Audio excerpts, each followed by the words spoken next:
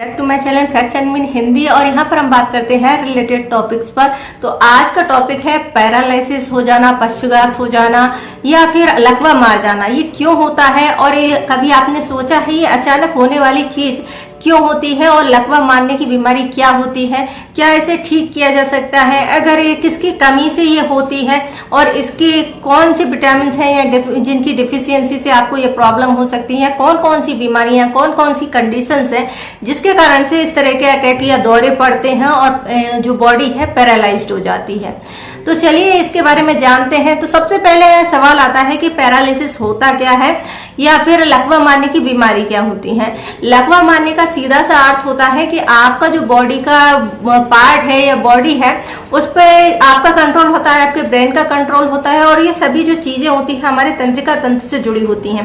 तंत्रिका तंत्र जो होते हैं जो मैसेज लेते हैं और फिर उसको ब्रेन तक पहुंचाते हैं और ब्रेन उस हिसाब से आपकी बॉडी पार्ट्स को एक्टिव करती है, जैसे कि आपको भूख लगी है, प्यास लगी है, चलना है, फिरना है, रुकना है, घासना है, गाना है। ये जो सभी सिम्टम्स होते हैं या जो भी आप क्रियाएं करते हैं वो आपके ब्रेन से होती हैं और ब्रेन को संदेश पहुंचाने का काम करते हैं हमारे न्यूरॉन्स या तंत्रिका तंत्र। तो जब इनका जो सही से काम नहीं होता है तो हमारी बॉडी पे हमारा कंट्रोल नहीं होता और वो हिस्सा जो है पैरालाइज्ड हो जाता है। पैरालाइज के साथ साथ में जो आपकी मांसपेशियां होती हैं उनमें कमजोरी आने लगती है और इसी के कारण से जो है आपका जो आधा पार्ट है या जिस हिस्से में पैरालाइज्ड हुआ होता है वो टेढ़ा दिखाई देने लगता है। तो ये होता है पैरालिसिस या पैरालाइज्ड हो जाना। तो ये होता क्यों है और ये कौन कौन से कारणों से हो सकता है और इसके होने से बचने का कि जो लकवा मारने की बीमारी होती है या पैरालिसिस का जो अटैक होता है किस विटामिन की कमी से होता है। तो इसमें बहुत महत्वपूर्ण रोल अदा करता है विटामिन B12 और विटामिन B12 की जो डिफिशियंसी है वो सीधा सीधा आपके तंत्रिका तंत्र को प्रभावित करती है यानी न्यूरल सिस्टम को प्रभावित करती है, जिसके कारण से ये इनका जो कंट्रोल होता है वो सही से नहीं हो पाता और अपना काम ये सही से नहीं कर पाते। फिर धीरे धीरे करके उस हिस्से में पैरालाइज अटैक आने लगता है। पैरालाइज होने के पहले भी आपको कई बार ये सिम्टम दिखाई देते हैं, जैसे कि आपके विटामिन B12 की जो डेफिशिएंसी है उसके कई सारे सिम्टम आपको दिखाई दे सकते हैं, जैसे कि खून की कमी हो जाना, हाँ, और पैरों में हाथों में झंझनाहट होना या कभी कभी आपको सुई चुभने जैसा एहसास होता है। इसके अलावा आपके नाखूनों पे इसकी डिफिशियंसी के सिम्टम नजर आते हैं। आपके नाखून जो है पतले हो जाते हैं, साथ ही उसमें जो उसकी बनावट है उसमें अंतर आ जाता है या फिर आपको लाइनिंग दिखाई देने लगती है। इसके अलावा भी बहुत सारे सिम्टम होते हैं जो विटामिन B12 की डिफिशियंसी को इंडिकेट करते हैं और इस पर मैंने प्रीवियस में भी वीडियो बनाई थी तो आप उसको देख सकते हैं। अब हम बात करते हैं अगर पैरालाइज अटैक केवल क्या विटामिन B12 की कमी से ही होता है। नहीं फ्रेंड्स, इसके अलावा कभी कभी आपने कई सारे कंडीशन ऐसी देखी होंगी जहां पर अचानक ही पैरालाइज्ड हो जाते हैं इंसान। जैसे अक्सर मेडिकल कंडीशंस में ज्यादा ऐसा होता है जिसमें कि किसी गहरी चोट या एक्सीडेंट के कारण से जो पार्ट होता है वो पैरालाइज्ड हो जाता है या फिर किसी की सर्जरी के बाद में कोई पार्ट जो है पैरालाइज्ड हो जाता है या फिर कोई बीमारियां होती हैं जैसे कि स्पाइना बाइफिडा जो बीमारी होती है उसमें भी पैरालाइज होने के कई सारे जो है आपको चांस रहते हैं। इसके अलावा रीढ़ की हड्डी में अगर किसी को चोट लग जाती है तो भी बॉडी जो है पैरालाइज्ड हो जाती है, क्योंकि हमारा जो नर्वस सिस्टम है वो बहुत हमारी रीढ़ की हड्डी और ब्रेन का सीधा सीधा संबंध होता है। तो इसीलिए जब कभी भी रीढ़ की हड्डी में चोट लगती है तो इंसान जो है पैरालाइज्ड हो जाता है। इसीलिए ये चोट जो है बहुत गंभीर होती है। अक्सर ही रीढ़ की हड्डी में चोट लगने के बाद इंसान जो है उसके पैरों का मूवमेंट जो है बंद हो जाता है और अगर आप ध्यान देंगे तो जो भी सर्जरी होती है आपके बॉडी पार्ट्स की तो रीढ़ की हड्डी में ही एनेस्थीसिया दिया जाता है ताकि उस तक जो संचार है वो कट जाए, ब्रेन तक उसकी संदेश ना जाए और वो बॉडी जो है एक तरीके से एनेस्थीसिया देने के बाद किसी तरह का कोई मूवमेंट नहीं करती, पैरालाइज ही होती है, जो कि थोड़ी सी टाइम के लिए होती है। तो इसलिए उस जगह पे आपको किसी भी तरह का कोई एहसास नहीं होता जिसे हम एनेस्थीसिया कहते हैं।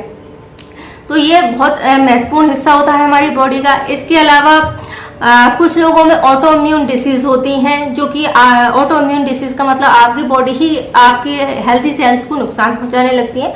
तो ऐसे लोगों को भी पैरालाइज अटैक आने की संभावना हमेशा रहती है। इसके अलावा स्ट्रोक एक बहुत बड़ा कारण है। स्ट्रोक पर भी मैंने प्रीवियस में आपको वीडियो बनाकर दी थी। स्ट्रोक मतलब आपके जो वेन्स होते हैं उसमें ब्लड फ्लो या बीपी हाई हो जाने के कारण से अचानक से जो है नस में ब्लास्ट हो जाती है, रप्चर हो जाती है और वहां पर ब्लड फ्लो होने लगता है, जिसके कारण से कई बार क्लॉट्स बन जाते हैं और ये आपकी बॉडी जो है पैरालाइज्ड हो जाती है।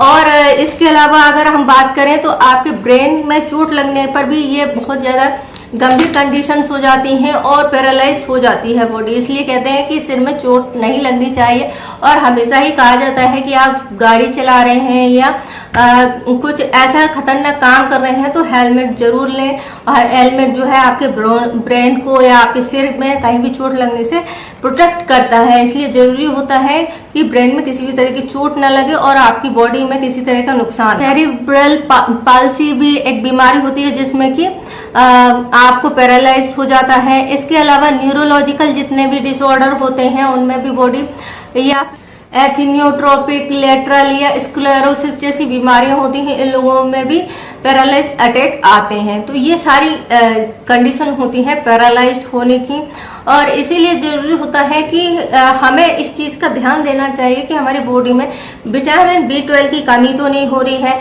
अगर हो रही है तो हम क्या कर सकते हैं, कौन सी चीजें हैं जो हमें अपनी डाइट में शामिल करनी चाहिए। तो इसके लिए विटामिन B12 रिच जो फूड होते हैं वो आपको लेने हैं, जो कि आपको आसानी से कई सारे फल और सब्जियों में मिल जाते हैं, तो आप इनको ले सकते हैं। और इसके लिए अगर आप डिफिशियंसी के चेकअप कराते हैं और देखते हैं कि आपकी डिफिशियंसी ज्यादा है तो इसके लिए सप्लीमेंट के तौर पर भी आप टैबलेट्स ले सकते हैं। तो ये सारी जो कंडीशंस है इनसे आपको बचकर रहना है और अपने जो डाइट है उसमें विटामिन B12 की डिफिशियंसी को मैनेज करना है और इससे रिच फूड लेने हैं। इसके अलावा सिर में चोट लगने से बचना है।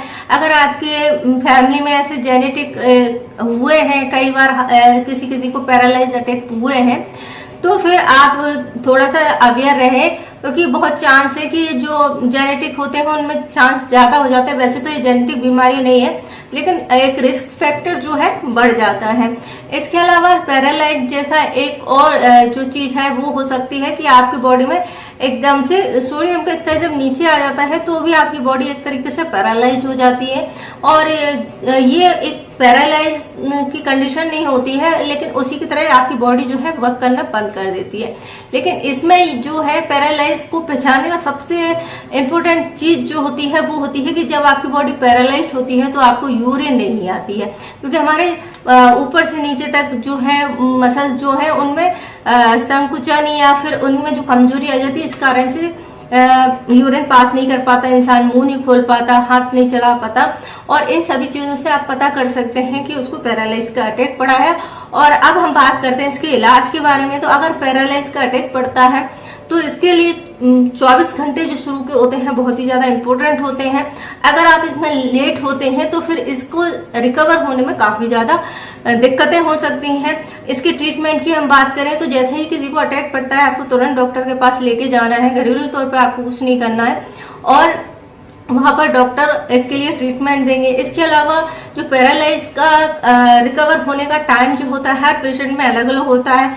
आपको अटैक कितना बड़ा पड़ा है, कितना पार्ट जो है इससे प्रभावित हुआ है, उसी के अकॉर्डिंग आपको फिजियोथेरेपी भी दी जाती है, कुछ मेडिसिन भी दी जाती हैं, कुछ टैबलेट्स भी दी जाती हैं। और धीरे धीरे करके जो मसल्स में जो है मजबूती आती है तो फिर आपकी बॉडी धीरे धीरे से कवर होने लगती है। इसको लेकर के थोड़ा सा टाइम लग सकता है, तो ज्यादा चिंता करने की जरूरत नहीं है। और हो सके तो पहले ही आप इन चीजों से बच के रहें तो आपको इस तरह के अटैक नहीं पड़ेंगे।